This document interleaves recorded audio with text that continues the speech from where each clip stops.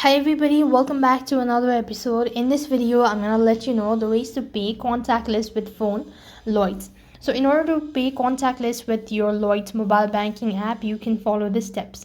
Now to use a Lloyds Bank debit or credit card for a contactless payment on your phone, you could add it to your Google Play or you could add it to your Google Pay or Apple Pay.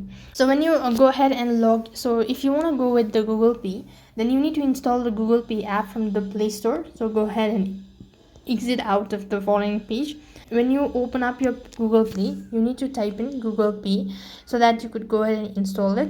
Next thing you want to do is go ahead and log into your account once you're done registering all that, and click the plus sign button. And next thing you want to do is enter your card and then address details.